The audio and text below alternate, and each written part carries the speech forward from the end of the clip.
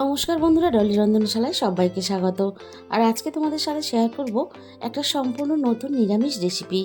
এটা খেতেও যেমন সুন্দর হয় আর বানাতেও কিন্তু খুবই সোজা। রেসিপিটা বানাতে কী কী লাগছে ঝটপট দেখে নেওয়া যাক।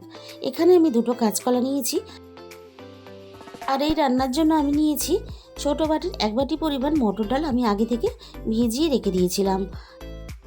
প্রথমে আমি মটর ডালগুলোকে একটা মিক্সির জার নিয়েছি। মিক্সির জারের মধ্যে আমি দিয়ে দিলাম। এবার আমি জল ছাড়া ডালগুলোকে পেস্ট বানিয়ে রেডি করে নেব। আর কাঁচকলা দুটোরও আমি খুব ভালোভাবে খোসা ছাড়িয়ে আমি পরিষ্কার করে ধুয়ে নিয়েছি। এবার একটা ছোট গ্রেটারের সাহায্যে আমি কাঁচকলাগুলোকে গ্রেট করে নেব।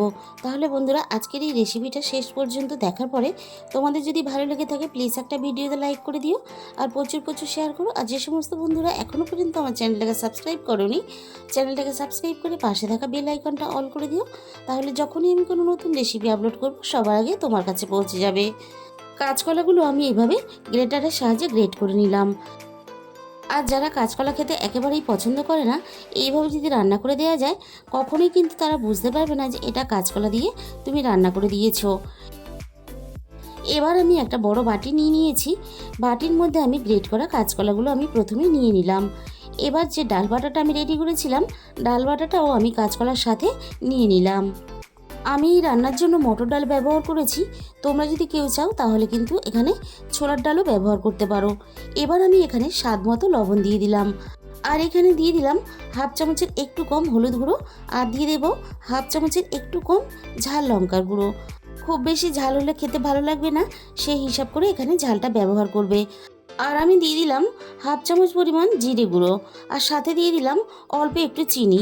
অল্প একটু চিনি দিলে তাহলে খেতে ভালো লাগবে। এবার সমস্ত কিছু হাত দিয়ে আমি খুব ভালোভাবে মেখে নেব। এখানে কিন্তু একটু জল ব্যবহার করবে না। প্রথমে মাখতে গেলে একটু শক্ত মনে হলেও পরে এইভাবে মাখতে মাখতে দেখো কতটা নরম হয়ে গেছে। এইভাবে মাখতে মাখতে নরম হয়ে যাবে। এবার আমি একটা সাইডে রেখে দেব। এবারে তাহলে রান্নার দিকে যাওয়া যাক। আমি প্রথমে কড়াইটাকে খুব ভালোভাবে গরম করে নিয়ে কড়াইয়ের মধ্যে আমি 2 চামচ পরিমাণ সর্ষের তেল দিয়ে দিলাম। আর এরকম একটা কড়াই যদি ব্যবহার করো তাহলে রান্নাটা করতে সুবিধা হবে। তোমাদের কাছে যদি এই কড়াই না থাকে তাহলে রুটি সেকা তাওয়ার মধ্যে এই কাজটা খুব সহজেই কিন্তু করে নিতে পারবে। তেলটা খুব ভালোভাবে প্রথমে গরম করে নিয়ে তারপরে কাঁচকলা মাখাটা আমি দেখো দিয়ে এভাবে হাত দিয়ে একটু চেপে চেপে একটু বড় করে দেব। এইভাবে হাত দিয়ে একটু বড় করে দিলে তাহলে ভিতরটা সুন্দরভাবে ভাজা হয়ে যাবে। আর দেখো হাত দিয়ে চেপে চেপে রুটির মতো করে আমি এইভাবে যতটা সম্ভব বড় করে দিয়েছি। এবার একটা সাইড আমি খুব ভালোভাবে মিডিয়াম আঁচে হতে দেব। একটা সাইড খুব ভালোভাবে লালচে করে আমার ভাজা হয়ে গেছে, আর একটা সাইড ভাজার জন্য একটু সাবধানে এইভাবে উল্টে দিতে হবে। কাঁচকলার একঘেয়েমি ঝোল তরকারি বারবার না বানিয়ে একবার এই রেসিপিটা এইভাবে ট্রাই করে দেখো, খেতে ভীষণই ভালো লাগবে। দুটো সাইডে আমি এইভাবে ঘুরিয়ে ফিরিয়ে বেশ লালচে করে ভেজে নিয়েছি। এবার আমি একটা প্লেটের মধ্যে কড়াই থেকে নামিয়ে নিলাম। আর নামানোর সময় ভেঙে গেলে কোনো অসুবিধা নেই, কারণ আমরা এটাকে পরে কেটেই রান্নাটা করব। এবারে এটাকে আমি প্রথমে খুব ভালোভাবে ঠান্ডা করে নেব। ভালোভাবে ঠান্ডা হয়ে যাওয়ার পরে এবার আমি ছোট ছোট পিস করে কেটে নেব। এখানে আমি আমার পছন্দ মতো একটু ছোট ছোট করে পিস করে কেটে নেব। তোমরা তোমাদের নিজেদের পছন্দ মতো করে পিস করে এভাবে কেটে নেবে। আর গরম গরম ভাতের সাথে এরকম ভাজা অবস্থাতেও খেতে ভীষণই ভালো লাগে। আমি এখানে এরকম চৌকো চৌকো ছোট ছোট পিস করে কেটে রেডি করে নিলাম। আর তোমাদের আমি একটা দেখিয়ে দেবো, দেখো কতটা লোভনীয় দেখতে হয়েছে আর ভিতরটা কতটা সুন্দরভাবে ভাজা হয়ে গেছে। আবারও আমি রান্নার দিকে চলে যাব। ওই একই কড়াইয়ের মধ্যে আমি প্রয়োজন মতো সর্ষের তেল দিয়ে দিলাম। এবার আমি তেলটা খুব ভালোভাবে গরম করে নিয়ে ফোড়নে আমি অল্প একটু গোটা জিরে দিয়ে দিলাম, আর এখানে অল্প একটু গোটা গরম মশলা ফোড়নে দিয়ে দিলাম। আর দিয়ে দেবো দুটো তেজপাতা কুচি, আর এর সাথেই দিয়ে দেবো একটা শুকনো লঙ্কা। এবার আমি ফোড়নটাকে কয়েক সেকেন্ড নাড়াচাড়া করে একটু ভেজে নেব। ফোড়ন থেকে যখন সুন্দর গন্ধ বেরিয়ে আসতে শুরু করে দিয়েছে, এবার আমি আগে থেকে একটা বড় সাইজের আলু ছোট ছোট টুকরো করে কেটে রেখেছিলাম। সমস্ত আলুগুলো আমি তেলের মধ্যে দিয়ে দিলাম।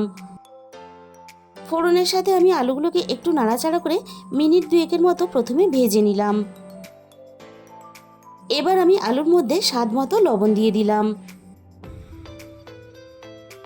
লবণ দিয়ে আমি আলুগুলোকে কয়েক মিনিট নাড়াচাড়া করে আলুগুলো বেশ লালচে করে ভেজে নেব।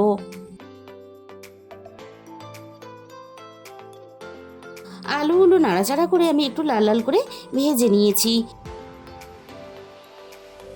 আগে থেকে আমি আদা আর টমেটো একসাথে পেস্ট বানিয়ে রেখে দিয়েছিলাম। আদা আর টমেটো পেস্টটা আমি এখানে দিয়ে দিলাম। এবার আমি আলুর সাথে আদা আর টমেটো পেস্টটা একটু কষিয়ে নেব। এতে আদার কাঁচা গন্ধটাও চলে যাবে আর টমেটোর কাঁচা গন্ধটাও চলে যাবে। মিনিট দুয়েকের মতো আলুর সাথে আমি কষিয়ে নিয়ে এবার আমি একে একে মশলাগুলো দিয়ে দেব। দিয়ে দিলাম এখানে হাফ চামচ পরিমাণ হলুদ গুঁড়ো, আর দিয়ে দেবো এখানে হাফ চামচ পরিমাণ ঝাল লঙ্কার গুঁড়ো, আর এখানে দিয়ে দিলাম হাফ চামচ পরিমাণ জিরে গুঁড়ো, আর দিয়ে দেব হাফ চামচ পরিমাণ ধনে গুঁড়ো। এবার আমি আলুর সাথে মশলা খুব ভালোভাবে কষিয়ে নেব। মিনিট 5 মতো আমি আলুর সাথে মশলা খুব ভালোভাবে কষিয়ে নেব। মশলাটা এখানে একটু শুকনো শুকনো লাগছে, যাতে না পুড়ে যায় তার জন্য আমি এখানে সামান্য পরিমাণ জল দিয়ে দিলাম। আবারও আমি মশলা খুব ভালোভাবে নাড়াচাড়া করে কষিয়ে নেব। আর আমি এখানে আলু দিয়ে রান্নাটা করছি, তোমরা চাইলে কিন্তু আলু ছাড়াও এই রান্নাটা করতে পারবে, তাতেও খেতে বেশ ভালো লাগে।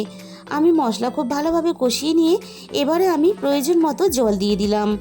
জলের পরিমাণটা একটু বেশি দেবে, কারণ কাঁচকলার বরফিগুলো দেওয়ার পরে ঝোলটা কিন্তু একটু টেনে নেবে, সেই হিসাব করে এখানে জল দিয়ে দেবে। সব কিছু একসাথে নাড়াচাড়া করে মিশিয়ে দিয়ে আলুটাকে আমি সিদ্ধ হওয়ার জন্য এখানে ঢাকা দিয়ে দিলাম। কিছুক্ষণ পরে আমি কড়াইয়ের ঢাকাটা সরিয়ে নিলাম, আর ঢাকাটা সরিয়ে আবারও একটু নাড়াচাড়া করে নিলাম। এবার আমি দেখে নেব আলু খুব ভালোভাবে সিদ্ধ হয়েছে কিনা। আলু এখানে খুব ভালোভাবে সিদ্ধ হয়ে গেছে। এবারে একে একে কাঁচকলার বরফিগুলো আমি ঝোলের মধ্যে দিয়ে দেব।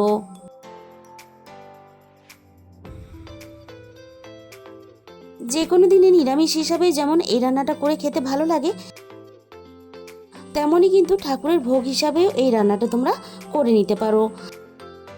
এবার আমি কাঁচকলার বরফিগুলোকে একটু হালকা হাতে নাড়াচাড়া করে আমি ঝোলের মধ্যে মিশিয়ে দেব। আর মিনিট 5 মতো আমি ঝোলের সাথে ফুটিয়ে রান্নাটা করে নেব। খুব বেশিক্ষণ ঝোলের সাথে ফোটালে তাহলে কিন্তু অনেকটা নরম হয়ে গিয়ে ভেঙে যেতে পারে। এবার আমি এখানে হাফ চামচ পরিমাণ গরম মশলা গুঁড়ো দিয়ে দিলাম। গরম মশলা গুঁড়োটাও ঠিক একইভাবে হালকা হাতে নাড়াচাড়া করে মিশিয়ে দেব। আর দেখো কাঁচকলার বরফিগুলো রান্না হওয়ার সাথে সাথে ঝোলটা কিন্তু অনেকটাই কমে গেছে। থেকে বেশি আমি কিন্তু আর ঝোলটা কমাবো না, এরকম একটু ঝোল ঝোল থাকা অবস্থাতেই আমি নামিয়ে নেব। তাহলে বন্ধুরা গরম গরম ভাতের সাথে দারুণ স্বাদের কিন্তু একটা কাঁচকলার রেসিপি আমাদের রেডি হয়ে গেল। আর তোমাদের মূল্যবান সময় দিয়ে রেসিপিটা শেষ পর্যন্ত দেখার জন্য তোমাদের সবাইকে অসংখ্য ধন্যবাদ।